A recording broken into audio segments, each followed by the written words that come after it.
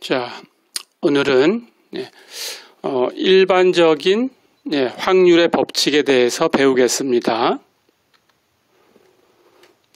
우리가 지난 시간에 특별한 합법칙, 그리고 특별한 곱법칙, 이런 것들을 배웠어요.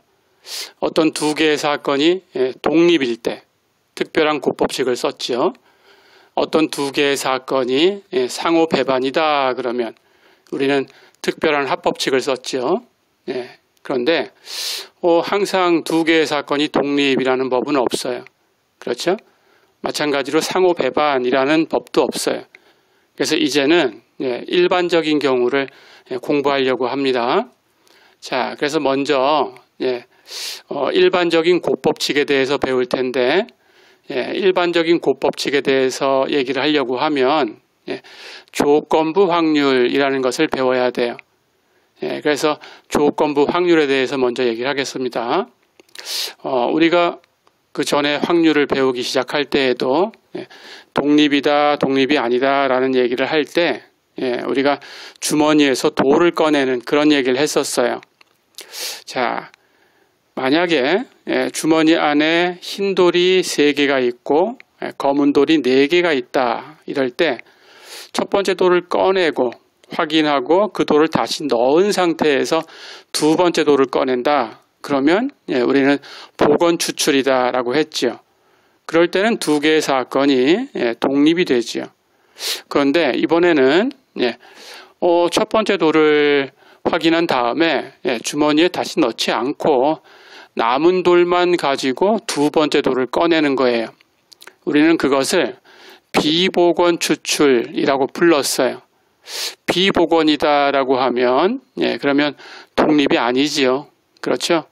그럼 이런 경우에는 어떻게 계산해야 되나라는 걸 이제 공부를 하게 됩니다. 자, 그래서 예를 먼저 들어볼게요. 쉬운 2장의 카드가 있었어요. 그 쉬운 2장의 카드에서 2장의 카드를 연속으로 추출을 할 텐데 비복원으로 추출할 거예요. 그러니까 독립이 아닙니다. 자, 그럴 때 첫 번째 카드도 K가 나오고 두 번째 카드도 K가 나올 확률을 구해라.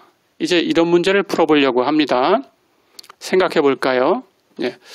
카드는 쉬운 2장인데 무늬가 4가지가 있어요. 다이아몬드하고 하트, 붉은색으로 되어 있고 그리고 스페이드하고 클로버, 이것은 검은색으로 되어 있어요. 자, 이렇게 무늬가 4개입니다. 근데 각각의 무늬마다 똑같이 그림 카드라고 부르는 카드가 K가 있고 Q가 있고 J가 있어요. K는 킹, 왕의 그림이 있고 Q는 퀸, 여왕의 그림이 있고 J는 잭의 그림이 있어요. 자, 이렇게 있는 이 카드들을 J와 Q와 K를 그림 카드라고 불러요. 그리고 숫자 카드가 있어요. 숫자 카드는 1번은 1이라고 안 쓰고 A라고 써서 그건 1번 역할을 하는데 에이스라고 불러요. 그리고 2번부터는 숫자로 있어요. 2번, 3번, 4번 이렇게 해서 숫자는 10번까지 있어요. 그렇게 해서 모두 무늬마다 13장씩 4개의 무늬가 있으니까 쉬운 2장의 카드가 구성되어 있어요. 그렇게 카드가 있습니다.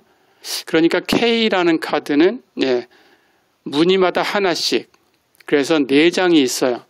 쉬운 2장 중에. 자, 그렇다면 첫 번째 카드가 K일 확률, 그리고 두 번째도 K일 확률. 이젠 비복원으로 추출했으니까 독립이 아닙니다. 그러면 첫 번째 카드가 K였다 그러면 이제 그걸 확인하고 그걸 다시 카드에 섞지 않았어요. 그러면 카드가 줄어들었을 거예요. 첫 번째 카드가 K였으니까 K도 하나 줄어들었어요. 그렇죠? 그때 두 번째 카드가 K일 확률. 이건 이제 첫 번째 카드의 영향을 받아서 조정돼야 되죠. 예, 그 조정된 확률을 우리가 조건부 확률이다라고 부를 거예요. 그걸 계산할 겁니다. 그런데 어렵지 않아요. 첫 번째 카드가 K일 확률이다라는 것은 전체가 쉬운 2장인데 그 중에 K가 4장이니까 당연히 52분의 4예요. 그렇죠? 자, 그럼 두 번째 카드는 이제 그 첫 번째 카드를 버렸으니까 카드가 한 장 없어졌어요. 그럼 쉬운 한 장 중에서 우리가 추출하는 거죠. 그렇죠? 그런데 앞에서 K가 하나 없어졌어요. 그러니까 이제 그 카드 안에는 K가 3장밖에 안 남았어요. 그렇죠? 그러니까 K가 될 확률은 남은 거 전체 51분의 K가 남은 거 3 이렇게 되죠. 그렇죠? 그래서 2장 모두 K일 확률은 첫 번째 카드가 K일 확률 52분의 4하고 두 번째 카드는 영향을 받아서 이제 확률이 조정됐어요. 첫 번째 카드를 다시 넣었다면 당연히 똑같이 52분의 4겠죠. 그렇죠? 하지만 비복원으로 추출했으니까 조정돼서 51분의 3으로 바뀐 거죠. 그렇죠? 이렇게 두 개를 곱하면 됩니다. 해서 곱하고 약분하고 치우면 221분의 1이 되네요. 이렇게 구할 수 있어요. 어렵지 않죠? 해서 비복원 추출이다 그러면 독립이 아니고 그럴 때에는 조정된 확률을 곱해줘야 된다. 그것을 조건부 확률이라고 한다. 이렇게 기억하시면 됩니다. 가볼까요?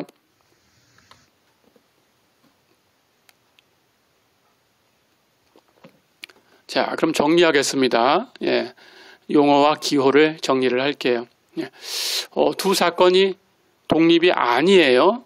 그렇다면 첫 번째 사건이 두 번째 사건의 확률에 영향을 줍니다. 그렇죠? 그렇다면 당연히 그 두 번째 사건의 확률은 첫 번째 사건에 의해서 조정돼야 돼요. 살짝 바뀌어요. 그렇죠? 그 살짝 바뀐 확률을 조건부 확률이라고 부르는데 구체적으로 사건 A가 발생하면서 바뀌었죠. 그런 뜻으로 사건 A가 발생했을 때 보통 이렇게 쓰고 또는 사건 A가 발생했다는 것을 알았을 때 이렇게도 얘기를 합니다. 사건 A가 발생했을 때 사건 B의 조건부 확률이다 라고 불러요. 그리고 기호로는 P, B, A라고 써요. 우리 앞에서 잠깐 이 기호를 소개해 줬었죠. 배웠었죠. 기호를 살짝 이렇게 씁니다. 자, 그러니까 여기 마치 나눗셈처럼 썼는데 뒤에 있는 A 때문에 앞에 있는 B가 조정된 확률이다. 그런 뜻이에요. 그래서 앞에 있는 걸 가지고 PB, B의 확률이야. 이렇게 기억하셔야 됩니다. 이거 순서를 바꾸면 다른 뜻이 되죠.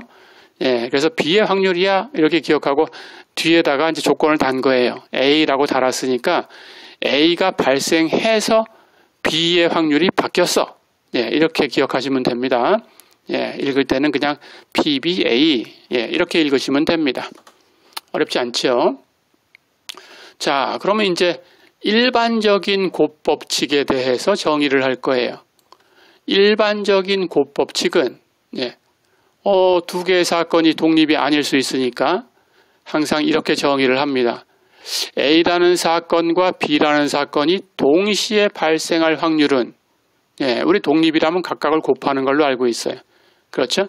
하지만 독립이 아니니까 A의 확률에다가 B의 확률을 곱하긴 곱하는데 A 때문에 B의 확률이 바뀌었어요. 그래서 바뀐 그 조건부 확률을 곱하는 거다. 어렵지 않죠? 마찬가지입니다. A하고 B의 인터섹션이라는 것은 이 집합의 순서가 바뀌었다고 해서 교집합이 달라지진 않죠. 그렇다면 P, B 인터섹션 A 하고도 같죠. 그렇다면 똑같이 순서를 바꿔놓으면 이렇게 똑같이 쓸 수 있어요. PB에다가 이번에는 PA를 곱하는데 B 때문에 조정된 A의 확률, 조건부 확률을 곱한다. 예, 이렇게. 예, 이렇게 하면 됩니다. 그래서 두 값은 같아요. 예, 순서를 바꿔도 같은 집합이기 때문에 예, 같은 값입니다. 예. 그럼 만약에 두 사건이 독립이다 그러면 당연히 이 조정되어야 되는 이 확률이라는 것은 독립이니까 영향을 안 받으니까 조정될 게 없으니까 그냥 B의 확률이 되겠죠. 그렇죠? 마찬가지로 PAB도 예, B 때문에 A가 조정될 게 없어요. 그냥 A의 확률이 되겠죠. 그렇죠? 예, 해서 독립이면 그냥 쓰는 거고 예, 일반적일 때 독립이 아닐 때에는 예, 이렇게 조정된 조건부 확률을 쓰는 거다. 예, 이렇게 기억해 두시면 됩니다. 예, 가볼까요? 자, 그러면 예제를 한번 풀어보겠습니다. 어떤 병에 예, 10개의 흰 돌이 있고 20개의 녹색 돌이 있었어요. 그런데 이번에는 비복원 추출로 돌을 꺼냈어요. 연속적으로 2개의 돌을 꺼냈습니다. 예, 그럴 때 2개의 돌이 모두 흰색일 확률을 구해라 그랬습니다. 계산해 볼까요? 예, A라는 사건은 첫 번째 돌이 흰 돌, 예, B라는 사건은 두 번째 돌이 흰 돌, 이렇게 되는 사건이라고 할까요? 그렇다면 두 돌이 모두 흰색일 확률이라는 것은 A하고 B의 인터섹션이죠. 그렇죠? 교집합의 확률을 계산하면 되는데 아까 카드에서 계산해 봤듯이 예, 비복원 추출했으니까 독립이 아니에요. 예, 독립이 아니니까 조건부 확률을 예, 계산해서 곱해야 됩니다. A와 B의 교집합의 확률은 A의 확률에다가 B의 확률을 곱하는데 B는 조정됐다. A 때문에 바뀌었다. 그렇죠? 계산해 볼까요? 네. A라는 사건의 확률은 예, 첫 번째 흰돌을 얻는 사건이니까 병 안에 예, 흰돌이 10개 있어요. 녹색돌은 20개 있어요. 전체 돌은 30개 있어요. 그렇죠? 그 중에 흰돌은 10개 있으니까 확률은 30분의 10. 그렇죠? 그런데 두 번째는 예, 첫 번째 흰돌을 꺼냈으니까 그 꺼낸 걸 다시 안 넣습니다. 그럼 병에는 예, 돌이 29개 남았어요.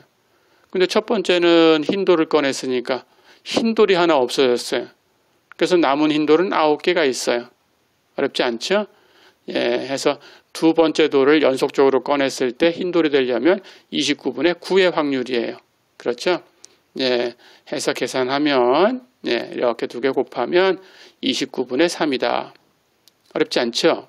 예, 마찬가지로 일반적인 곱법칙은 예, 이렇게 꼭 두 사건에 대해서만 하는 건 아닙니다. 예, 3개 이상이 돼도 돼요. 3개, 4개 그 이상 돼도 됩니다. 예, 똑같은 방법으로 하시면 돼요. 첫 번째 것의 확률은 그냥 계산해주고 그 다음 것부터는 예, 조정되어서 바뀐 조건부 확률. 예, 그러니까 세 번째 사건이 있었다 그러면 세 번째는 첫 번째와 두 번째가 동시에 나온 거, 그 교집합 때문에 바뀐 거, 이렇게 계산하면 됩니다. 네, 그렇게 연습을 하시면 되겠어요. 가볼까요? 자, 그러면 문제를 또 하나 풀어볼게요. 네. 이번에는 그 카드를 가지고 포커 게임을 했습니다. 포커 게임에서 예, 플러시 패를 잡을 확률이 얼마냐 이렇게 물어봤어요. 그런데 플러시 패라는 걸 잠깐만 설명을 하면 네, 플러시라는 것은 5장 카드를 봤는데 그 5장이 모두 같은 무늬인 거예요. 그러니까 전부 다이아몬드 무늬를 봤던지 예, 전부 하트 무늬를 봤던지 아니면 전부 클로버를 봤던지 아니면 전부 스페이드를 봤던지 예, 그렇게 받으면 돼요. 그러니까 무늬가 4개 있어요. 스페이드, 다이아몬드, 하트, 예, 클로버 예, 이렇게 4개가 있습니다. 아까 얘기한 대로. 자, 그러면 5장을 받을 거니까 첫 번째에는 어떤 무늬가 와도 상관이 없죠. 그러면 아무 무늬나 올 확률이니까 예, 첫 번째는 확률이 1이죠. 쉬운 2장 중에 아무거나 받아도 돼요. 그렇죠? 52분의 52. 그렇죠? 근데 이제 카드는 첫 번째 나눠준 카드를 다시 넣었다가 또 주는 게 아니에요. 그렇죠? 예, 그 카드를 준 건 이미 그 사람이 갖고 있는 거니까 비복원입니다. 그렇죠? 그럼 그 다음에 첫 번째 받은 카드와 같은 문의가 와야 돼요. 첫 번째 건 아무거나 와도 되지만. 그렇죠? 그러면 카드는 한 장 없어졌으니까 쉬운 한 장. 근데 그 문의도 한 장 없어졌으니까 같은 문의가 13장씩 있어요. 그렇죠? 그렇다면 두 번째는 그 똑같은 문의, 첫 번째 거하고 똑같은 문의는 12장밖에 안 남았어요. 그렇죠? 해서 두 번째도 같은 문의 받으려면 51분의 12. 그럼 그 다음은 카드가 2장이 없어졌으니까 50장 남았고, 문의도 같은 게 2장 없어졌으니까 11장 남았고, 그렇죠? 그 다음은 카드가 3장 없어졌으니까 49장 남았고, 같은 문의도 3장이 없어졌으니까 10장 남았고, 마지막 5번째는 카드가 4장이 없어졌으니까 48장이 남았고, 그렇죠? 예, 그 중에 그 첫 번째하고 같은 문의가 4개가 없어졌으니까 이제는 9장밖에 안 남았어요. 그렇죠? 예, 그래서 플러시를 질 확률은 어떤 문의로 줘도 상관이 없습니다. 다이아몬드로 플러시를 만들던, 하트로 플러시를 만들던, 예, 스페이드로 만들던, 클로버로 만들던, 예, 제한을 안 줬으니까 이렇게 계산한 거예요. 제한을 주면 어떤 문의, 특정한 문의를 주고 그 문의로 플러시 패를 만들 확률. 그러면은 첫 번째가 4분의 1이 되겠죠. 그렇죠? 예, 그렇게 기억하시면 됩니다. 자, 그래서 그냥 어떤 문의든 플러시 패를 질 확률은 이걸 다 곱하면 예, 결국은 599만 7,600분의 11,880 해서 대충 0.00198 정도가 나오네요. 어렵지 않죠? 예, 결국은 이것은 스페이드로 플러시가 될 확률, 다이아몬드로 플러시가 될 확률, 하트로 플러시가 될 확률, 클로버로 플러시가 될 확률, 이것을 다 더해준 것하고도 같죠. 근데 각각의 문의를 가지고 플러시를 질 확률은 아까 얘기한 것처럼 첫 번째 스페이드를 가지고 플러시를 만든다 그러면 스페이드가 와야 되니까 스페이드는 13장, 쉬운 2장 중에서 그러니까 4분의 1이에요. 모든 문의가 4분의 1씩 있어요. 그렇죠? 그래서 어떤 특정 문의를 주면 4분의 1로 시작한다는 거. 예. 그 다음은 이제 그 문의가 한 장씩, 카드도 한 장씩 사라져 간다는 거. 똑같죠? 예. 그렇게 해서 계산해 주시면 됩니다. 예. 어렵지 않았죠? 예. 갈까요?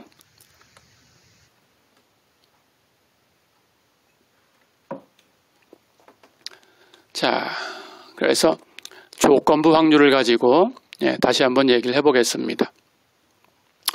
조금 전에 얘기했던 그 카드에는 각 문의마다 K, Q, J 이런 그림 카드가 있어요. 3장씩이 있습니다. 문의마다.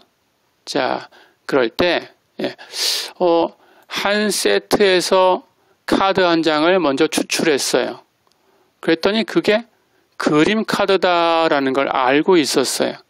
자, 그럼 그림 카드였으니까 K거나 Q거나 J거나 그 중에 어떤 거겠죠? 예, 그렇게 알고 있었을 때 그 카드가 K일 확률이 뭐냐 이렇게 물어봤어요.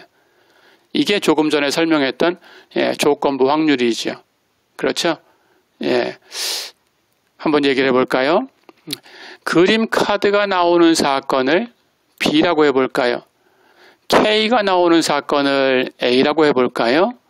자, 그렇다면 아까 용어 설명한 것처럼 그림 카드였을 때 K일 확률 이렇게 물어본 거니까 우리는 K의 확률을 구하는 거예요. 그러니까 K가 나올 그 사건을 A라고 했으니까 A라는 사건의 확률을 구하는 거예요. 근데 이미 그림 카드라는 걸 알았어요. 그렇죠? 그러니까 그림 카드였다라는 것 때문에 조정된 확률을 구하는 거죠. 그러니까 우리가 계산해야 되는 확률은 PAB가 되죠. 그렇죠? 예, B에 의해서 조정된 A라는 사건의 조건부 확률. 그렇죠? 예, 그래서 문제를 이런 식으로 그림 카드였을 때 그 카드가 K일 확률을 구해라. 이렇게 하면 이게 조건부 확률이다 라는 것으로 바로 갈 수 있게 연습하셔야 됩니다. 자, 그렇다면 아까 일반적인 곱법칙으로부터 우리가 알고 있었죠?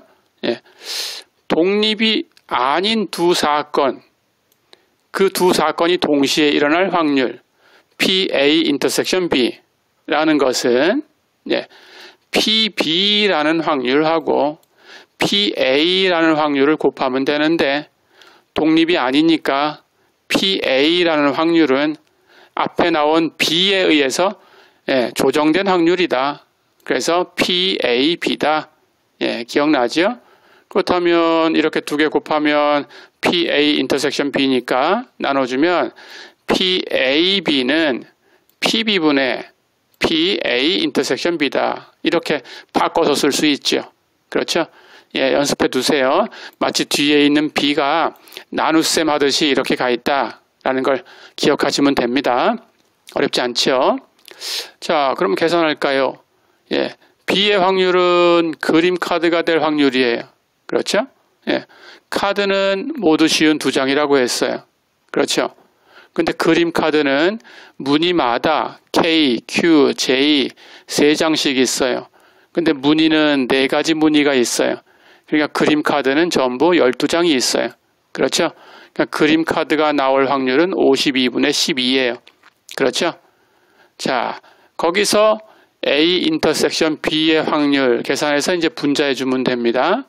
A 인터섹션 B라는 것은 B와 A의 교집합이니까 B는 그림 카드고 A는 K라는 뜻이에요. 그렇다면 그림 카드 중에서 K인 거라는 뜻이에요. 그렇죠? 자, 그렇다면 K가 되는 확률을 계산하시면 됩니다. 전체는 카드가 쉬운 두 장이고, 그렇죠? K는 무늬마다 4장, 한 장씩 있으니까 4장이 있어요. 그렇죠? 전체 K가 4장입니다. 각 무늬마다 하나씩. 그래서 52분의 4가 되죠. 그렇죠? 자, 그래서 정리하면 확률은 12분의 4, 3분의 1이 되죠. 어렵지 않죠? 자, 그렇다면 이제 조건부 확률이라는 것을 이렇게 공식으로 기억하시면 됩니다. PAB는 뒤에 걸로 나눠줘요. PB분의 분자는 교집합이 간다. PA 인터섹션 B. 어렵지 않죠? 가볼까요? 자, 그러면 그걸 가지고 예제를 하나 풀어보겠습니다. 어떤 대형 상점이 있었어요. 그런데 TV로 잔디 비료 광고를 했어요. 그랬더니 50명의 고객을 임의로 추출해가지고 설문조사를 했습니다. 이 광고를 봤냐? 이렇게 물어봤어요. 그랬더니 50명 중에서 30명은 광고를 봤다. 그러니까 30명이 광고를 봤다라는 걸 이제 알았습니다. 그런데 그 광고를 본 30명 중에서 그러면 광고를 보고 우리 회사에서 만든 그 잔디 비료를 구입했냐? 이렇게 물어봤더니 그 30명 중에서 20명은 잔디 비료를 구입했다. 이렇게 대답을 했어요. 자, 그러면 이제 문제가 나갑니다. 임의로 추출한 사람이 광고를 봤다라는 걸 알았을 때 그때 그 사람이 실제로 그 상품을 구입했을 확률이 얼마냐 이렇게 물어봤습니다. 이제 이렇게 물으면 이게 조건부 확률이다라는 거 이제 알겠죠? 그렇죠? 그렇다면 우리는 광고를 본 사건을 B라고 한번 써볼까요? 그리고 잔디 비료를 구매한 사건을 A라고 해볼까요? 그렇다면 문제는 광고를 봤을 때 구입했을 확률 하는 거니까 구입했을 확률을 구하는 거죠. 구입했을 확률, A의 확률입니다. 그런데 광고를 봤을 때, 광고를 본 것을 알았을 때 했으니까 B에 의해서 조정된 확률이죠. 그렇죠? 그렇다면 우리가 계산하는 것은 PAB입니다. 어렵지 않죠? 그렇다면 뒤에 있는 B의 확률은 분모로 보내주고 분자는 교집합. 어렵지 않죠? B의 확률 계산할까요? 전체 50명 고객이 있었어요. 그렇죠? 그런데 광고를 본 사람은 30명입니다. B의 확률은 50분의 30. 그렇죠? 예. A 인터섹션 B의 확률은 광고를 보고 비료를 구입한 그런 확률이지요. 전체는 50명이고 광고를 본 사람 중에서 구입한 사람은 20명이었어요. 그러니까 50분의 20. 그렇죠? 예, 해서 계산하면 3분의 2다. 어렵지 않죠? 예, 이렇게 하시면 됩니다. 가볼까요? 자, 문제를 하나 또 풀어보겠습니다. 예, 우리가 확률 배우면서 유태인의 그 특이한 유전자, 예, 그것 때문에 걸리는 유전적인 질병, 테이사크스 병에 대해서 얘기를 여러 번 했어요. 예, 이제 이 병이 어떤 거다라는 것은 앞에서 설명을 했습니다. 자, 그럴 때 아기가 이렇게 성장을 못하고 한 3살, 4살 되면 그냥 고통스럽게 지내다가 죽게 되니까 부모 입장에서는 이런 고민을 할 수도 있어요. 낙태를 선택해야 되나 라는 것을 고민할 수도 있어요. 그렇죠? 자, 그럴 때 그것을 이제 어떤 교수가 학생들한테 설문조사를 해봤어요. 그랬더니 오른쪽 표와 같은 결과를 얻었습니다. 낙태에 찬성하는지 반대하는지 그 사람이 남학생인지 여학생인지를 가지고 이렇게 통계를 내봤어요. 모든 학생은 200명이었습니다. 남학생이 100명, 여학생이 100명. 찬성한 학생이 130명, 낙태에 반대한 학생이 70명이었다. 이런 결과를 남학생, 여학생별로 얻었어요. 자, 그럴 때 이 표를 보고 문제, 임의로 추출한 학생이 남학생이었다라는 걸 알았을 때, 그러면 벌써 조건부 확률이다라는 걸 머릿속으로 생각하셔야 되죠. 그랬을 때 그 학생이 낙태에 찬성할 확률이 얼마냐? 두 번째, 똑같아요. 임의로 추출한 학생이 이번에는 여학생이었다라는 걸 알았을 때 그 여학생이 낙태에 찬성했을 확률이 얼마냐 이렇게 물어봤어요. 가볼까요? 자, 그럼 가봅니다. 임의로 추출한 학생이 남학생이 되는 사건을 B, 그리고 임의로 추출한 학생이 낙태에 찬성하는 사건을 A 이렇게 둘까요? 그렇다면 우리의 첫 번째 문제는 PAB가 되지요.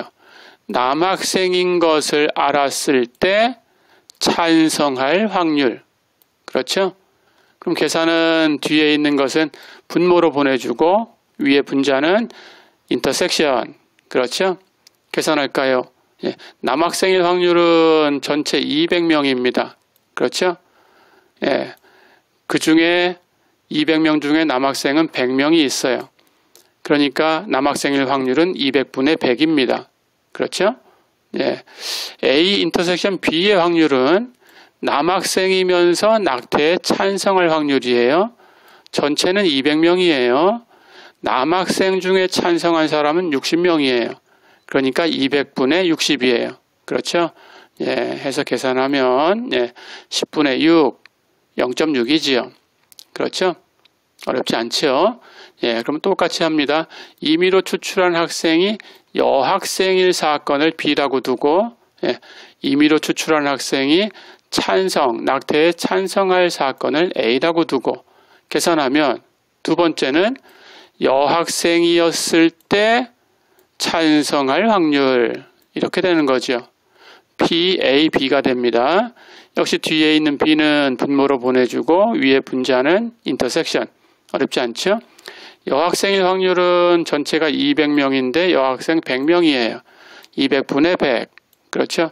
여학생 중에 찬성했을 확률 전체는 200명인데 여학생 중에 찬성한 사람은 통계표를 보니까 70명이에요. 그렇죠?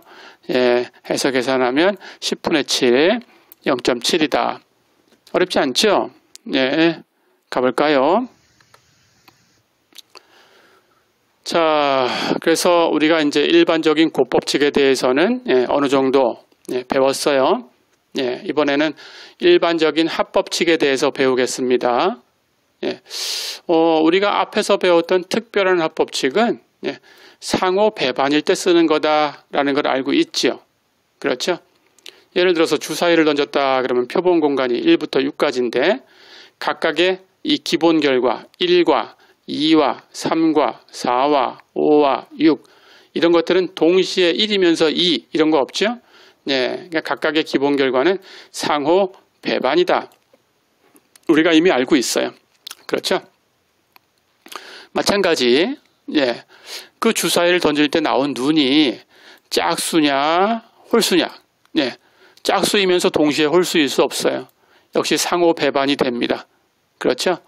예, 그래서 상호 배반인 경우는 우리가 특별한 합법칙을 이용해서 예, 확률을 계산할 수 있어요. 그렇죠? 예, 그건 이미 다 배웠습니다. 예, 가볼까요? 그런데 예, 항상 모든 사건이 예, 상호 배반이다라는 법은 없지요. 교집합이 있을 수 있어요. 그렇죠?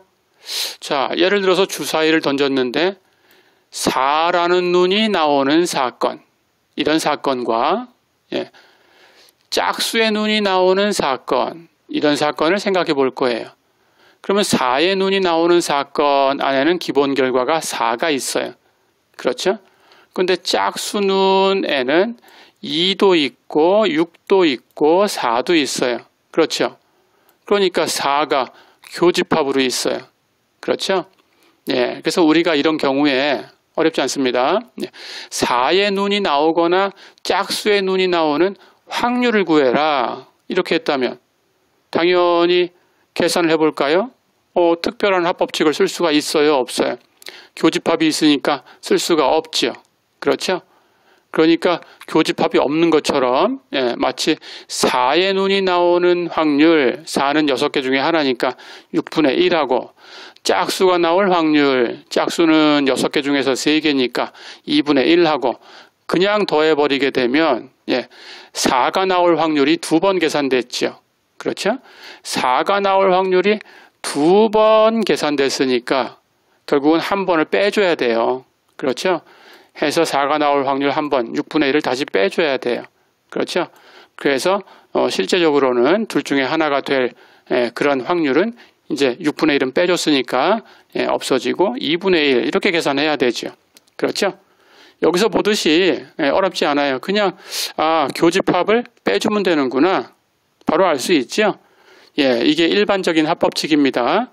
예, 그래서 일반적인 합법칙은 A의 확률과 B의 확률 더해주고 A하고 B 동시에 될 교집합의 확률을 빼주면 된다. 예, 이렇게 정리하시면 됩니다. 가볼까요?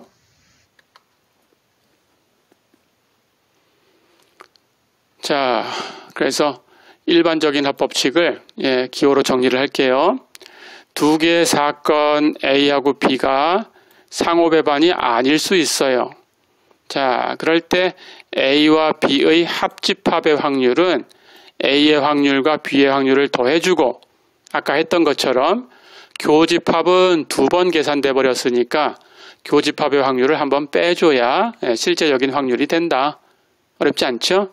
네, 그래서 P, A 유니온 B는 PA 플러스 PB 마이너스 PA 인터섹션 B다.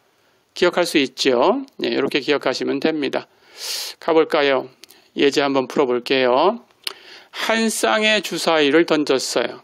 그때 두 눈의 합을 계산을 합니다. 두 눈의 합이 8이거나 했으니까 합집합으로 표시되는 거죠. 두 눈이 같은 수가 나오는 경우 그걸 더블이라고 할 거예요. 더블을 얻을 확률이 얼마냐 이렇게 물어봤어요. 계산할 수 있겠죠. 예. 두 눈의 합이 8인 사건을 A라고 합시다. 더블이 나오는 사건을 B라고 합시다.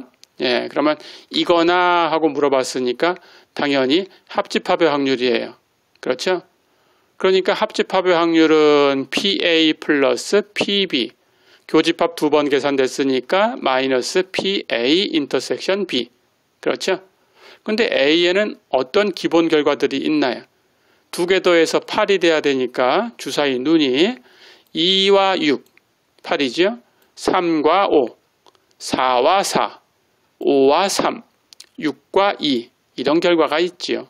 그렇죠? 근데 더블이 되는 경우는 두 눈이 같은 거니까 1로 같을 수가 있고 2로 같을 수가 있고 3으로, 4로, 5로, 6으로 같을 수가 있어요. 그렇죠? 그러고 보니까 4로 같은 경우가 교집합에 있네요. 그렇죠? 교집합이 있으니까 이것은 상호 배반이 아닙니다. 그렇죠? 상호 배반이 아니니까 일반적인 합법칙을 쓰셔야 되고 교집합의 확률을 한번 빼주면 돼요. 자, 그러면 주사일 2개 던졌으니까 앞에 1부터 6까지 나올 거 6가지, 뒤에도 1부터 6까지 나오는 거 6가지. 우리 복합적인 거 계산하는 방식을 배웠죠. 그렇죠? 곱하면 됩니다. 각 눈마다 앞에 것의 각 눈마다 뒤에 것이 1부터 6까지 6개씩 똑같이 있으니까 앞에도 6개, 뒤에도 6개. 그래서 36개가 기본 결과가 되죠. 그렇죠? 그렇다면 A가 될 확률은 A 안에는 기본 결과가 5개가 있네요. 그러면 확률은 36분의 5가 됩니다. B의 확률은 B에는 기본 결과가 6개가 있어요. 36분의 6이죠. 그렇죠? 교집합은 1개가 있어요. 기본 결과가. 그러면 36분의 1이죠. 그렇죠? 해서 36분의 5 플러스 36분의 6 마이너스 36분의 1 계산하면 18분의 5가 되죠. 그렇죠? 어렵지 않죠? 가볼까요? 자, 이제 마지막으로 우리 베이지의 정리에 대해서 한번 배워보겠습니다. 우리 전에 여사건에 대해서 배웠어요. 어떤 두 개의 사건이 상호 보완적이다라고 하면 두 사건은 서로 여사건이다라고 했었죠. 기억나죠? 근데 상호 보완적이다라는 게 뭐였어요? 두 사건을 합집합을 계산하면 표본 공간, 전체 공간 우리가 S라고 썼죠. S가 돼야 돼요. 그렇죠? 그런데 교집합은 있어요? 없어요? 없다고 했어요. 그렇죠? 그러니까 전체 집합을 두 집합이 딱 나눠서 차지하는 거죠. 그렇죠? 그럴 때 교집합 없이 두 개의 집합이 전체 집합을 만들 때 그럴 때 상호 보완적이다라고 했어요. 자, 우리가 두 개를 가지고 얘기를 시작할 텐데 3개, 4개, 5개 똑같이 할 수 있습니다. 전체의 집합을 3개로 나눠볼 수도 있고 교집합 없이 전체의 집합을 4개의 집합으로 나눠볼 수도 있어요. 교집합이 없이. 그렇게 할 때 상호 보완적이다 라고 합니다. 똑같이 확장하시면 됩니다. 그런데 두 개를 가지고 설명을 해볼게요. 쉽게. 자, 그래서 두 사건이 상호 보완적이다 라고 하면 당연히 교집합이 없으니까 두 개의 집합은 상호 배반이지요. 그렇죠?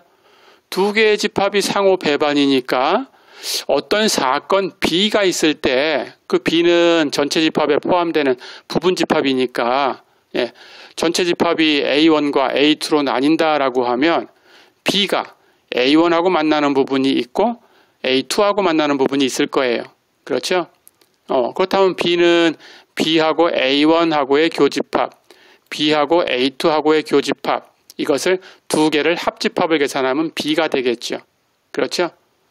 그런데 A1하고 A2가 상호 보완적이니까 결국은 상호 배반이 되는 거니까 이 두 개의 집합 A1 인터섹션 B하고 A2 인터섹션 B도 상호 배반이 되지요. 그렇죠? 그렇다면 이제 바로 계산하면 됩니다. B는 이 두 개의 집합의 합집합인데 이 두 개의 집합이 상호 배반이니까 B의 확률은 각각의 확률, 특별한 합법칙을 쓰면 되지요. 각각의 확률을 2개 더하면 된다. 그렇죠? 이렇게 계산하는 방법을 우리는 총확률의 법칙이다 라고 불러요. 기억해 두세요. 정리합니다. 두 사건 A1하고 A2가 상호 보완적이다 라고 할 때 그 B라는 사건의 확률을 계산하고 싶다. 그러면 PB라는 것은 예, 이렇게 두 개 상호 배반인 것을 두 개 더해주면 돼요.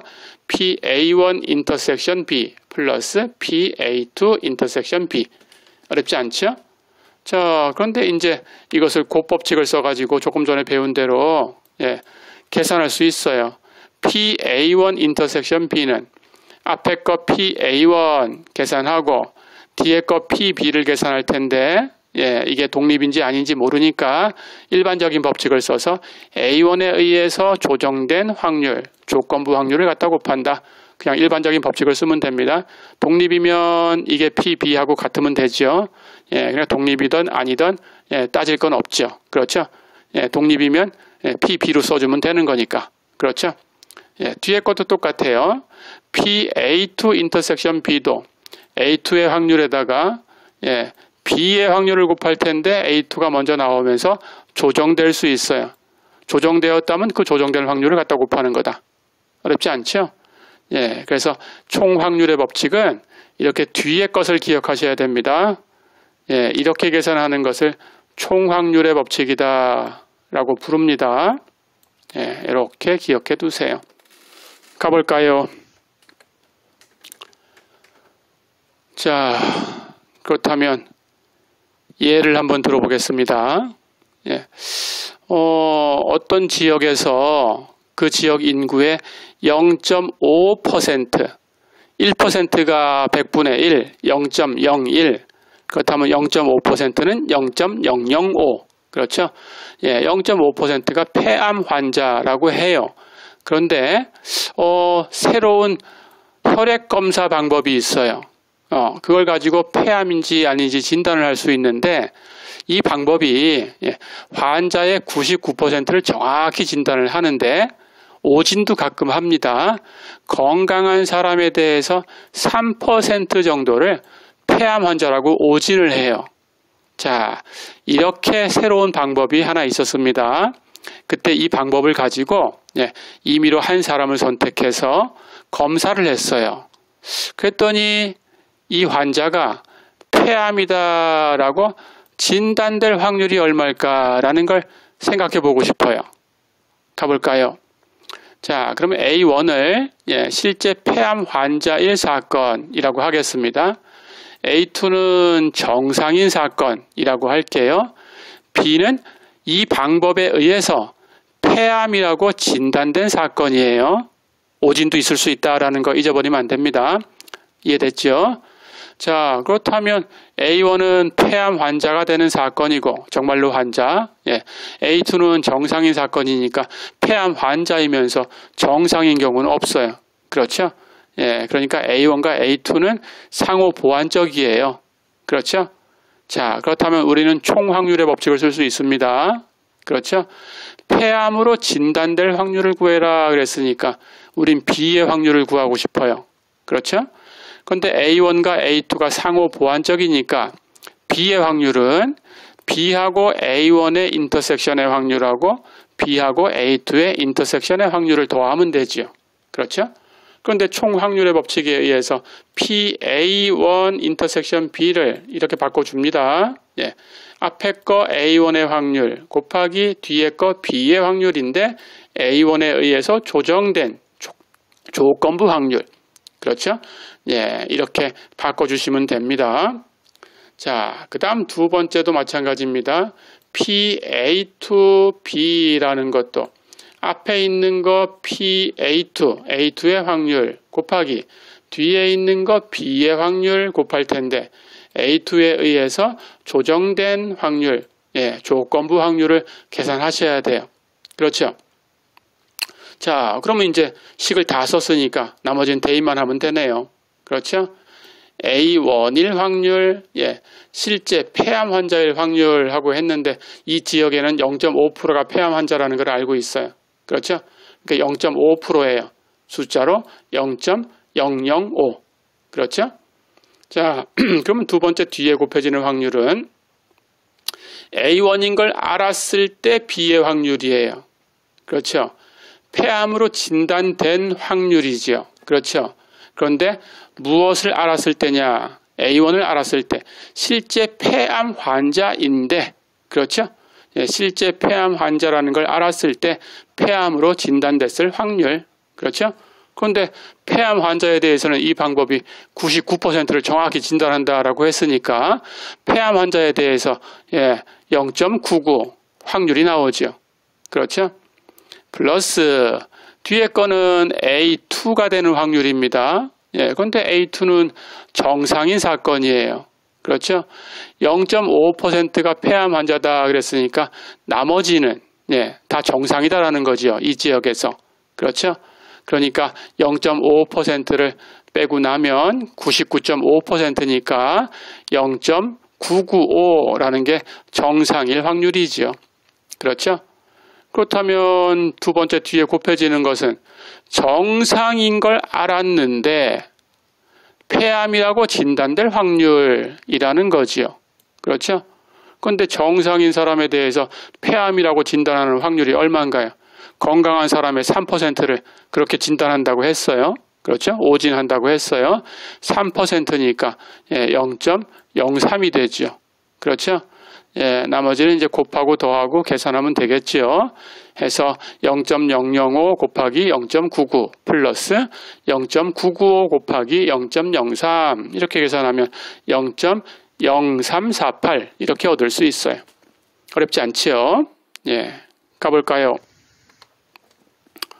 자, 그럼 이제 그 총 확률의 법칙을 가지고 베이지의 정리라는 걸 배워보겠습니다.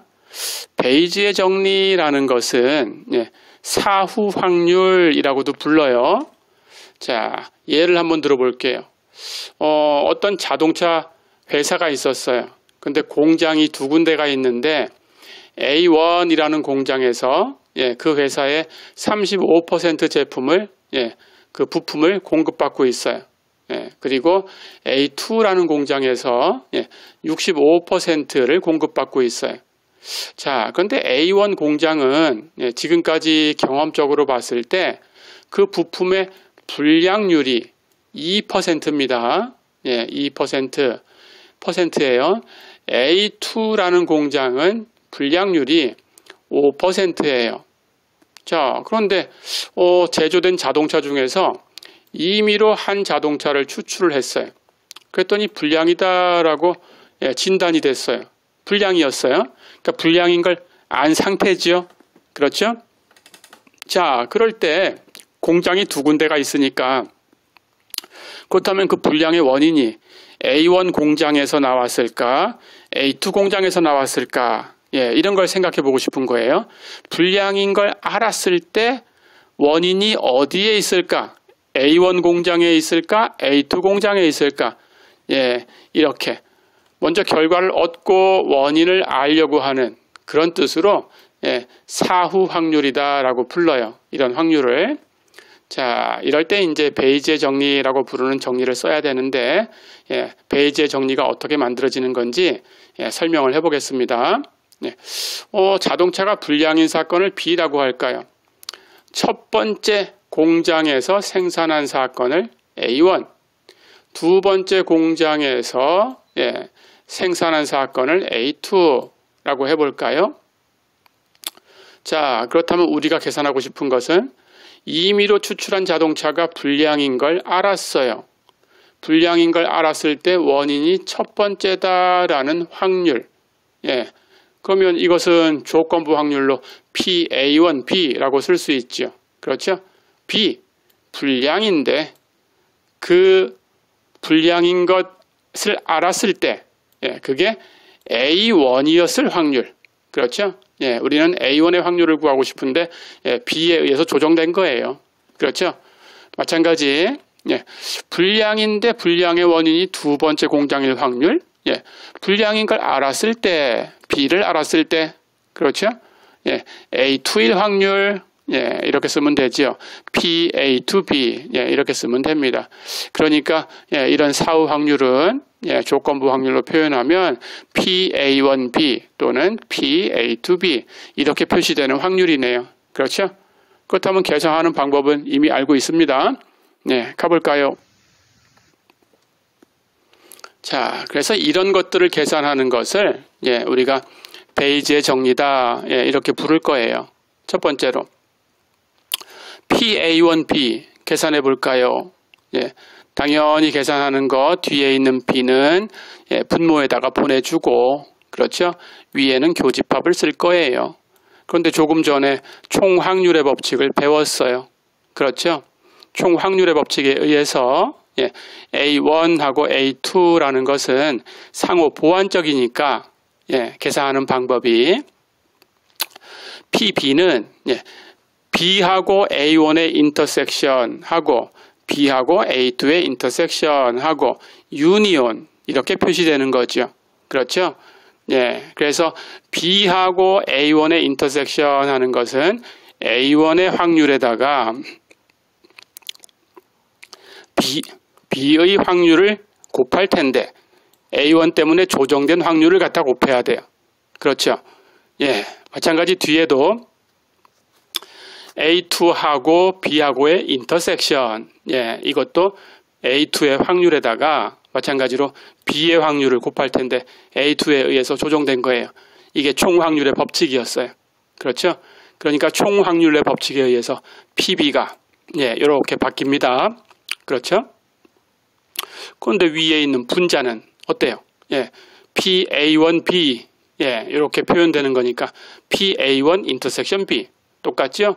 A1의 확률에다가 B의 확률을 곱할 텐데 B의 확률은 A1에 의해서 조정된 것을 계산할 거예요. 그렇죠? 이렇게 하시면 됩니다. PA2B도 A1 대신에 A2로 바꾸면 다 똑같이 얘기할 수 있죠. 그렇죠? 이렇게 계산하는 방법을 우리가 베이지의 정리다 이렇게 부릅니다. 베이지의 정리 기억해 두세요. 근데 베이지의 정리는 두 사건이 상호 보완적일 때만 사용할 수 있는 게 아니고 여러 개가 있어도 됩니다. 그래서 일반적으로 n개에 대해서도 이렇게 사후 확률을 계산해 볼 수 있어요. 해서 PAIB를 똑같이 여기 A1, A2 대신에 AI라고만 쓰면 되지요. 그렇죠? 똑같이 총확률의 법칙을 이용해서 계산해 볼 수 있습니다. 자, 그러면 예제를 하나 풀어보고 마무리하겠습니다. 예를 들어 볼까요? 아까 그 자동차 얘기를 가지고 또 해보겠습니다. 어떤 자동차 제조업체에서 그 부품을 납품받는, 공급받는 공장이 두 군데가 있었어요. A1 공장에서 65%를 공급을 받아요. A2 공장에서는 35%를 공급을 받고 있어요. 자, 그런데 A1 공장의 부품은 불량률이 2%입니다. A2 공장의 불량률은 5%예요. 그럼 이제 계산해 볼 거예요. 제조된 자동차를 임의로 한 대를 추출을 했어요. 그랬더니 그게 불량이었어요. 자, 그럴 때 그 불량의 원인이 A2 공장일 확률이 얼마냐? 이렇게 물어봤습니다. 똑같죠? 아까 그 사후 확률이라는 용어를 설명할 때 우리가 이런 기호를 사용했었죠. 자, 그러면 똑같이 불량인 사건은 B, 첫 번째 공장에서 생산하는 사건은 A1, 두 번째 공장에서 생산하는 사건은 A2라고 해볼까요? 그렇다면 우리는 불량인 걸 알았을 때 원인이 A2일 확률, 그렇죠? B인 걸 알았을 때 A2의 확률, 그러니까 PA2B라는 조건부 확률을 계산하는 거죠. 그렇죠? 그럼 조건부 확률처럼 뒤에 있는 B는 분모로 보내고 위에 분자는 인터섹션 이렇게 계산하면 되는데 PB라는 것은 A1하고 A2가 상호 보완적이니까 앞에서 배웠던 총확률의 법칙을 써서 계산하면 돼요. 그렇죠? PA1, PBA1 플러스 A2로 바꿔서 PA2, PBA2 이렇게 두 개 더해주면 되죠. 그렇죠? 그리고 위에 있는 분자는 PA2 인터섹션 B인데 그것도 PA2 곱하기 PBA2 이렇게 계산할 수 있죠. 다 됐죠. 자, 그럼 계산하면 됩니다. A1에서 생산할 확률 0.65 65%라고 했으니까. 그렇죠? 그런데 A1에서 불량일 확률, A1에서 불량일 확률은 0.02, 2% 불량률이 있었어요. 그렇죠? A2에서 만드는 확률, A2에서는 35%를 만들어냅니다. 0.35. 그렇죠? A2에서 불량일 확률 0.05, 5%라고 했어요. 그렇죠? 다 됐네요. 위에 분자는 두 번째 걸 쓴 거니까 두 번째 거 똑같이 갖다서 0.35 곱하기 0.05 갖다 쓰면 되죠. 그렇죠? 해서 얘를 계산하면 0.5738 이렇게 얻을 수 있어요. 자, 이렇게 해서 베이지의 법칙까지 공부를 해봤고, 이제 확률에 대해서는 이제 공부를 다 했습니다. 오늘은 여기까지입니다. 또 건강하게 지내시고 다음 시간에 만나요. 수고했습니다.